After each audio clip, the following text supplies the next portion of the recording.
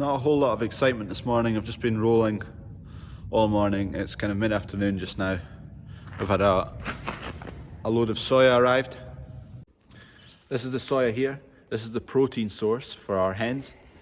So that's some of it there. And basically, this is an 18-ton pile, got delivered this morning.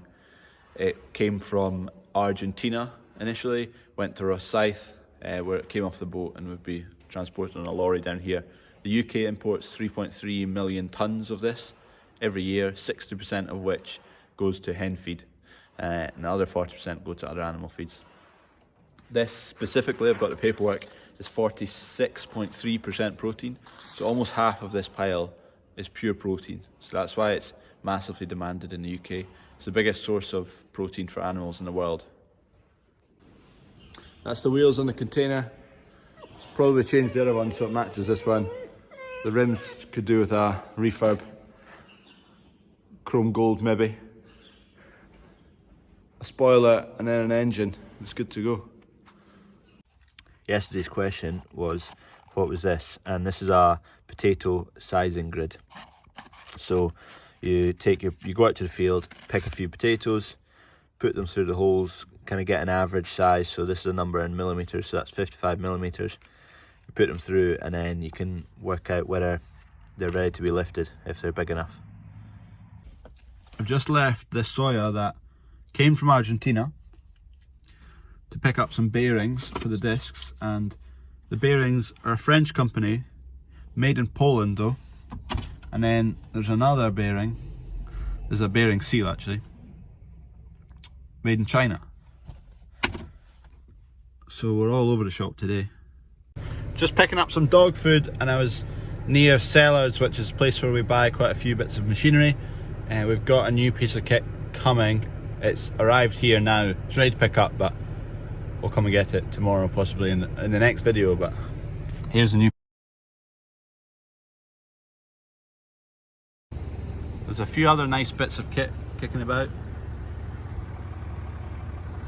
Big green machine. Ooh. We have got something else ordered. It doesn't come for a few months, but I'm even more excited about that one. For that container project, I've got quite a lot of steel to cut. This is the bandsaw. So it's just a blade wrapped around two pulleys. One of the pulleys has a motor on the end of it. And as it comes down onto the material, it cuts whatever you've got clamped in here.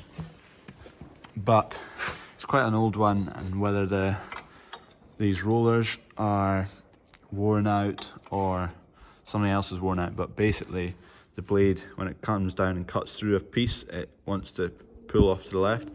So I've just put some 90s in as a guide for the blade to keep it going straight, and it seems to have worked. So you can see this is a piece I cut before I put the guides in. Definitely not at 90 degrees. It's the Leaning Tower of Pisa. And that's a piece I just cut. So you can see the gap through there is very even. So it means it's going straight up. This is a 90 degree, which is, I mean, it's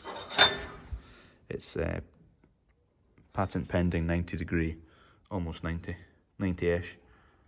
I have tested my homemade 90s versus a real 90, so it is fairly accurate.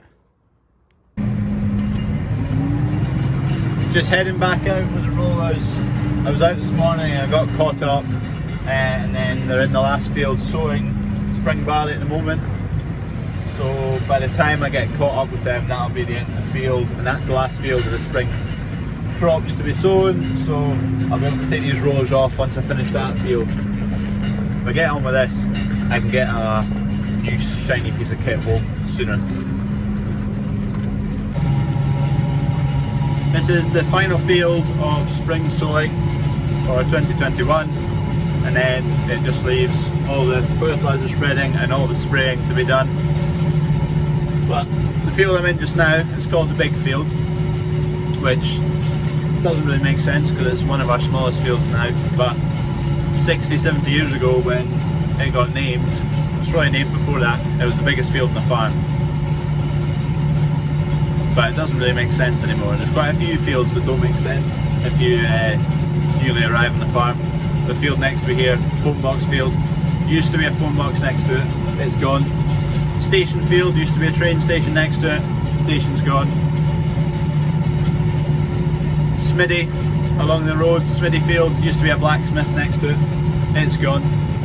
Coo park, used to have coos in it years ago, coos are gone. But they stick, the names stick, and that's it. We've got Triangle Field, it's still a triangle actually. School Field, still round a wee school.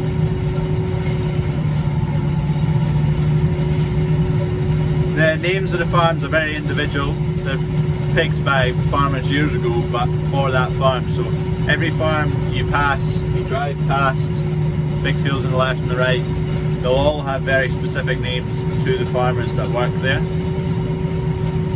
And they, generally speaking, won't make sense anymore. As spring sowing seasons go, this has been a good one so far, touch wood. It's been dry, the conditions are good to sow in, the ground's in fairly good condition, there's enough moisture in the ground locked in to give the seeds a chance to germinate and the roots to soak up that moisture. The only thing that's been lacking is soil temperature. We could do with that coming up a wee bit. Because it's been really cold through the night, the soil's not had a chance to build up in temperature. But the days have been sunny, so we can't really complain. From now, all we're looking for is warm, nice long sunny days, warm nights as well, bring the soil temperature up, and the odd flurry of rain to give the ground a bit more moisture, top it up with moisture so the roots can soak it up. We could do that. We could do with that from now until August. You won't get that. There'll be periods of horrible rain and there'll be periods of dry weather. Less so dry weather up here in Scotland, but there'll definitely be horrible bits of rain. You can guarantee that. But the conditions, everything's gone in, it's been good, so we're happy with how it's going so far. Tractor on my left, that's Dunky, he's disking. Got a tractor on my right, Kevin, he's sowing. And a tractor in the middle, and I'm rolling. Someone's got a new tractor. I could go a new tractor. The reason I need a new, well, I don't need a new tractor, the reason I want a new tractor, because the other two tractors both have GPS, so click a button and it drives dead straight for you. This one's not got the button. I've tried to find it, but it's not got it. I have to do it the old fashioned way and steer. And then if you end up doing a video like this, you get a big squiggly line down the field for all the neighbours to see. The question of the day today is, well, let me continue going straight. What is this? A really easy one. And if you know what it is, what's inside it. But just to add a bit more into the video, I'm going to tell you a wee bit about why we add in break crops. So we let out some of our land for potatoes or carrots, sometimes peas, and those break crops basically allow the land a break, because we grow barley, oats and wheat. In theory you would need to sow the likes of this field every 4th year, the same crop again, and that can be a wee bit much for the land. Each different crop takes away its own set of micronutrients and trace elements. So if you manage to add in another 2 break crops, then you've got six years of different crops taking slightly different nutrients each, and it means by the time you get all the way back round to picking up the same crop again, the soil has replenished itself and you're not depleting the soil of nutrients, which would just basically reduce the yield of your crop you're going to get. So that's why we add in break crops, peas, carrots and potatoes.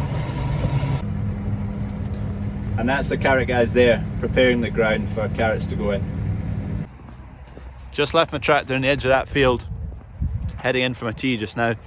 We'll get it finished tonight. There's not too much left to do, a couple of hours. That's going to be everything for this video.